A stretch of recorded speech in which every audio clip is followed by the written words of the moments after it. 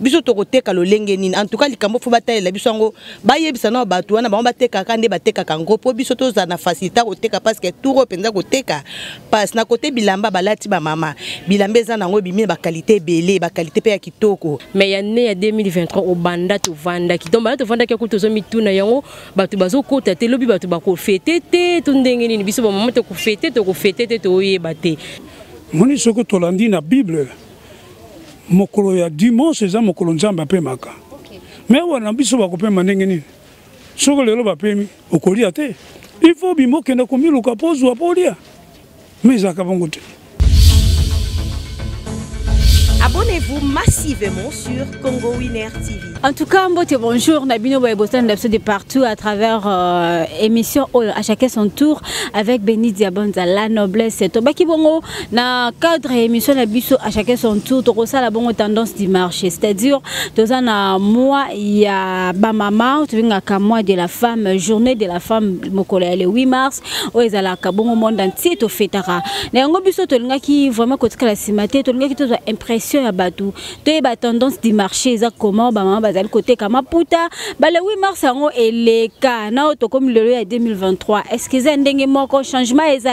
par rapport à la vente? Est-ce que c'est normal ou soit baisse et côté ou soit développement et côté par rapport à la Maputa? Est-ce que la qualité est bien apprécier tout baboyi? Ming n'a pas chose qui n'a pleure à ma casse, n'a évité la monopoliser parole té en on qui n'a sola na ba maman na kati ya marché a wana commune nchi quartier D ba benyo bon wenze ya mangobo. Maman wenze Mangobo ba kolpe sa bongo makanisi bango par rapport ya le 8 mars autoze kokota déjà mokolo ya lelo na lobby na 0R donc lelo na 0 lobby na 0RA déjà le 8 mars par moi ba est-ce que vente ezali malonga to ezali normal kandenge ezalaka. Voilà, je suis déjà avec une maman on a possible se pe esika to solama moké par rapport ya likambo o intercebiso na après-midi ya lelo mbote maman.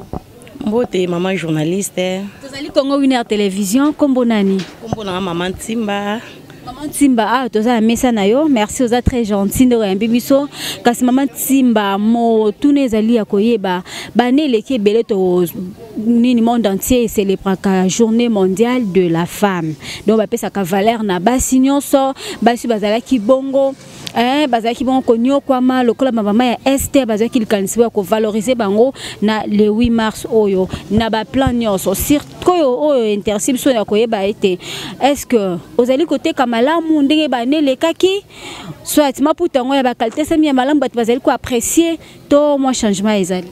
Bon, moi changement ezali côté kapenza lolenge to tekelaka en tout cas 8 mars to teki bongo te. Tote ki bongo te parce que batu bazo le lambongo na maboko ezate batu bazo ko le la penza mingi ya tato yaka tote ka meta banda na ye na teki ka 2 pièces banda na ye donc 8 mars penza ampleur ezate na ba qualité maputa oui ba qualité ezanango parce que ba misi ba mama bilamba ba 12000 bilamba ba 28000 bilamba pe ya ba 25000 ezali. Et ba qualité eza nango ba javé eza bolande eza ba super sauce ba demi super bilamba kitoko ezali mais mbongo siko na maboko ya batu ezate côté kapenza ampleur ezate mais na koyoka susu mawa pona nini biso batamesa to komi ko tula mingi parce que batu magasin bango baza ba grossiste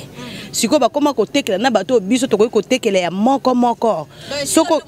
esika biso to somba ka ngro ba komi ko teka na maputa akozwa pièce azui pièce boye pièce yango oyo oyo eza java oyo eza demi super dela on a simbi oyo aza demi super parce que totsabwe pour na salité oyo aza demi super mais mutu na magasin mutu akokende ba client na fale biso batamesa to tekela bango ye grossiste azozwa susu azokoteka na liputa moko siko biso tokoteka lolenge nini kaka na prix na biso biso tokoteka lolenge nini en tout cas likambo fo batalela biso ngo bayebisa na bato wana bango bateka kande bateka kango po biso toza na facilité koteka parce que tout repenza koteka parce na côté bilamba balati ba mama bilamba za nango bimi ba qualité belé ba qualité pe ya kitoko ba 12000 ezali bilamba ba moins cher ezali oyo azana akoki na 12000 à lati akoki na 28000 à lati akoki na $10 à lati na position nyonso azana na moyen nyonso akolata mais batu ya magasin ba osabiso penza mabe côté kezate batu bazolela le moni banda boye pa na bomoni ata client côté te mais toteka boye te zarama ke na journée ba maman wende ti lobi 8 mars bato bazo sala penza ba tour donc wenda futuka mais pour le moment penza en tout cas papa ba pesa ba cadeau tour yo si cadeau te bon nga papa kufa oui mais na ozona ba cadeau parce que na maman naza mutu ya batu na nga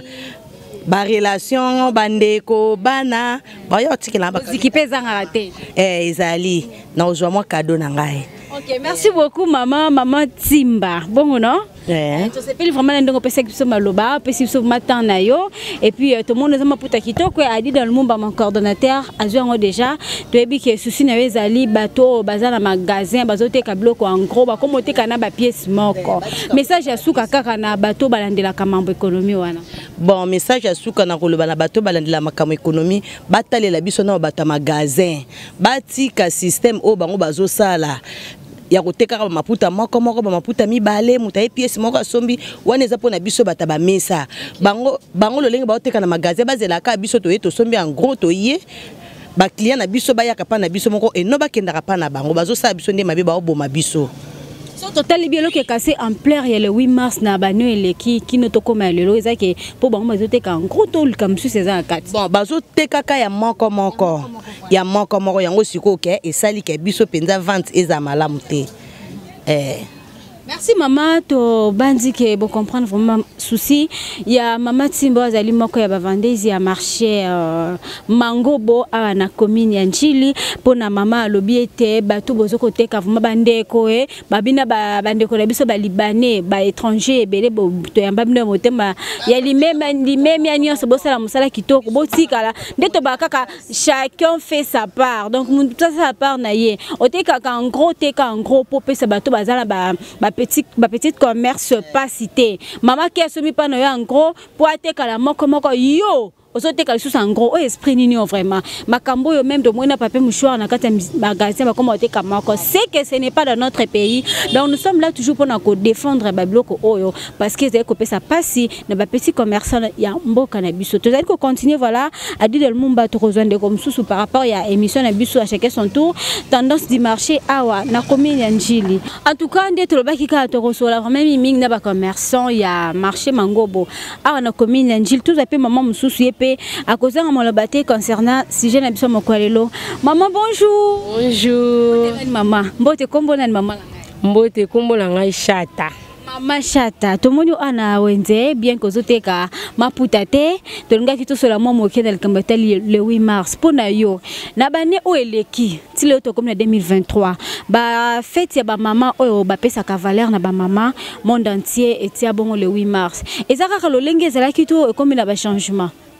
Vraiment et comme na ba changement belé et comme vraiment na ba changement parce que ba né leki to mona ki côté ki zala ki bien au mona vraiment maman bazo kota ba jeune fille ba donc basiko basi bazo kota bazo ya ko somba ozo mona côté ka wenze yindi donc ndeto za lelo bo mona penda dans circulation vraiment donc eza vraiment dans le yenge mais ya né ya 2023 au banda to vanda ki donc banda to vanda ki ko to zo mituna yango bato bazo kota te lobi bato ba ko fêter te to ndenge ni biso ba maman to ko fêter to fêter to yebate donc il y a vraiment changement makasi on a yo kasi changement wana eza pona nini pona ngai na moni changement ezali na mingi eza na bato baoteka na ba magasin bato bazoteka na ba magasin bazoteka ba pièce maputa ba komi na okata na ba maputa moko na ba 4 ya alors biso ba mama ya wenze ndem tu fallait que ba mama wenze nde ba kataka ba maputa na parce que biso to kenda ko somba bango kuna en gros bango ba komoteka na détail donc le comme ko sala siko pasi yangwana ba mama ya ba mesa bazoteka lisusu te yangwana akoya na mesa boye pese prix ya liputa akena magasin même prix ngana tie awa ye pa keka ko tia prix wana kuna or ngana naza pa nazo somba pa na en gros ye fate ke la ngana na maputa en gros ngana yo teka na détail mais ya oteka nyonso donc bato bazo bomba teza bato bazoteka magasin donc place wana vraiment faut ba bongisa bato magasin na batika ko teka ka bongo batika rande bato ba mesa bateka rande na ba détail bango bateka ka en gros ensuite on papa peso cadeau liputa te suite ça on dit ce qu'on a kuna na su cadeau te na ça coûte là c'est déjà liputa te là tu liputa on a là te zaka pona on teka na wenze liputa na ngaka na tekela na lati donc si qu'on a su cadeau liputa te na yeba te soki ba koyela nga te ba koyela nga te na yebite to ngisa mkoni ni pola ta na r o tata express non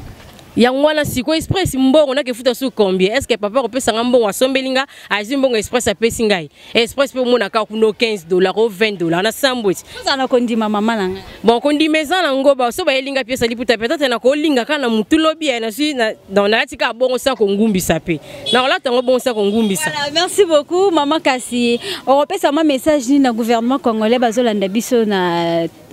etango oyo.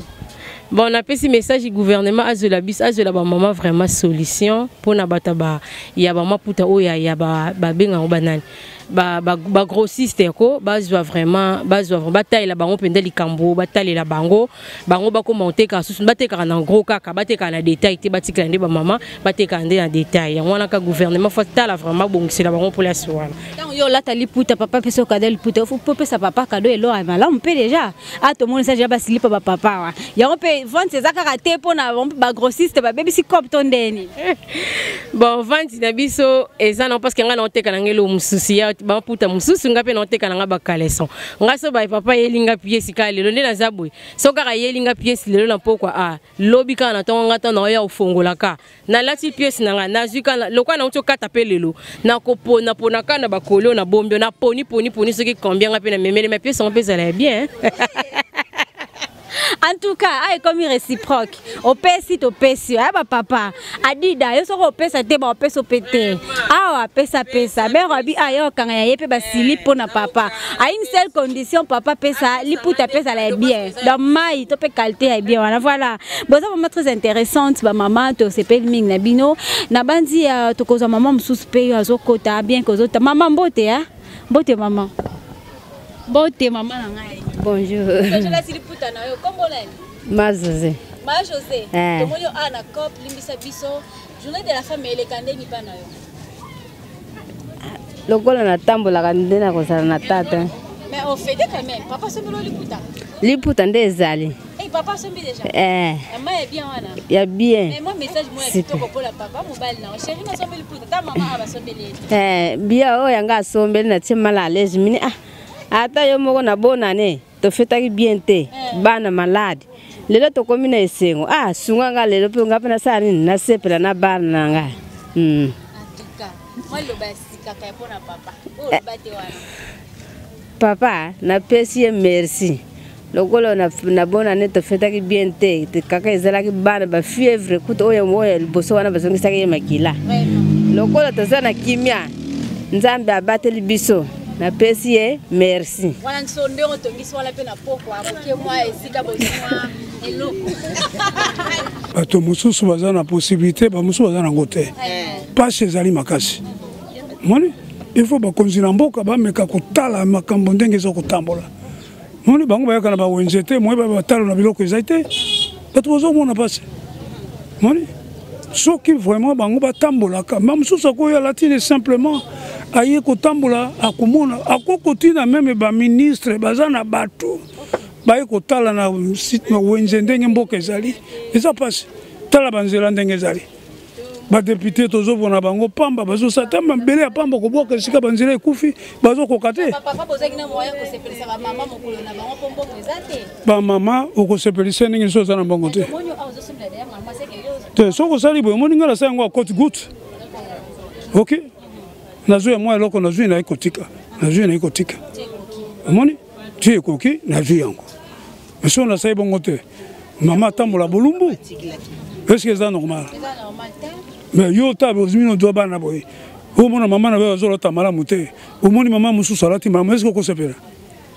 o mona tata ko tata za tata mabe mais tata za mabete makoki kasi message fort na ndenge bazola la biso ba konzi yango ozo ko attaquer wana na makambo na ifo tobongisa ngo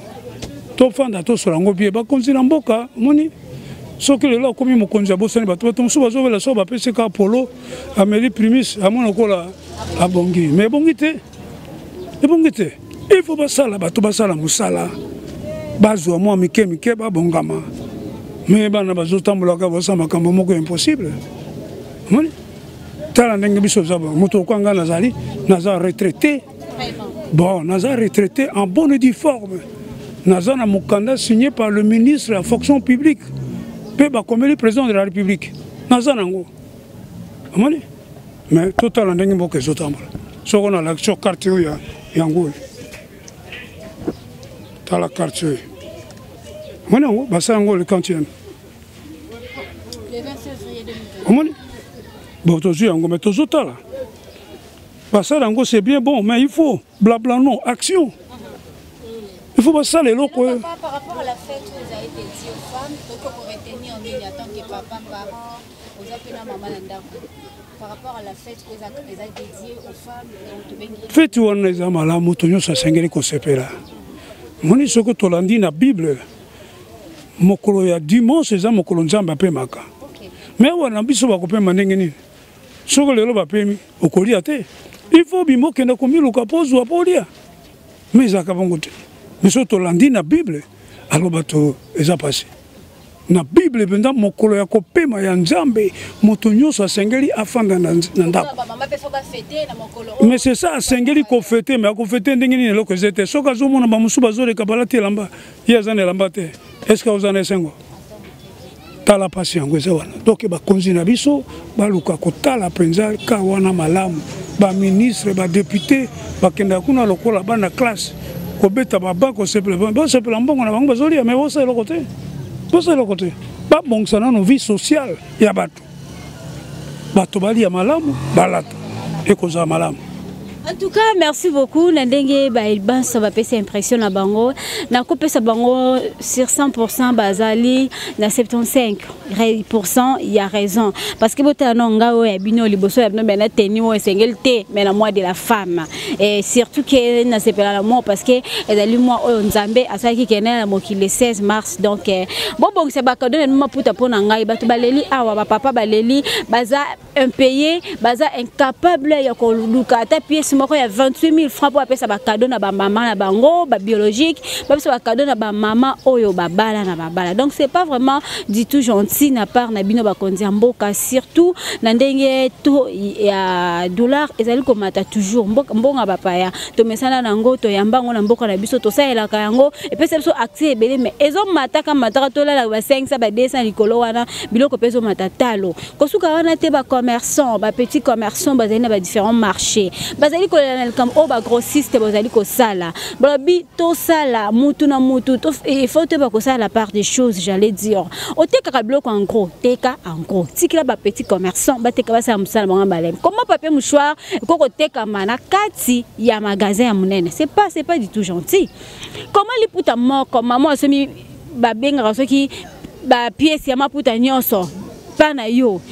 aye pour que ye ateka moko azami leki to benga ka bénéfice et sungaye e bota lisusu e ko soma balance mais yo o panza musoko moteka moko voir même li puta moko ya 4000 francs bandeko libanais bandeko balibanais bandeko ba chinois bandeko ba indien s'il vous plaît so ba pesi so accès na mboka bato sa makambo to exagéré parce que c'est pas du tout gentil tebi ke boza bino moko te baba toujours na kati ya mwana soso azana ndunga mukie maman na eseka so ka vimbi seke maman na zali bien que vous êtes soutenu mais vous yo ka pas ya baninga donc muto simi pa na yo sa milex ko to bote ka ndenge moko congolais aka complexé aboya mama tiki na mesa bwana ke so ma ngala magasin wono salini usuye baninga te. Il faut faire la part des choses, c'est très intéressant. S'il vous plaît, les autorités compétentes, tu dis que vous avez tous les atouts, mais bon, mais qu'un peu que trouver solution dans le Cambodge. Journée de la femme, mois de la femme, tout ça la tendance du marché. Partout au monde la bétando ici na pays d'Afrique et belendeng bat bazo sepela, bon mais biso c'est pas le cas. On a eu le temps ya kotam ba marché, mais ce n'est pas le cas. Mutuno surtout c'est ko se plaindre na le Kambumoko. Fait ta maman to na maputa. Tala maputa belé tonzi. Azote kate parce que bino na bango bote prime encore. Parce que bino bosala musala oh ya ko sala, c'est pas du tout gentil. Voilà mal to zali ko croire et na to ya batoyo ya maele basana mitema bolingo ya ko mais ma changement à kati mboka na biso en tout cas merci ndenge vousaki belé ya kolanda biso na kati ya Congo Winner Télévision à travers cette émission à chacun son tour to ngaki loto assir terrain de ça la tendance du marché. Merci à madame Sarah Kambouchi la boss la patronne ya Congo Winner Télévision. Bisous et coucou à vous maman. Merci à mon coordonnateur Adi Dalmumba, merci à Miliki de la presse, merci à Chris la Cams, merci à Bino Nyonso botika vraiment wala munzambe asunga bino. À la prochaine. Abonnez-vous massivement sur Congo Winner TV.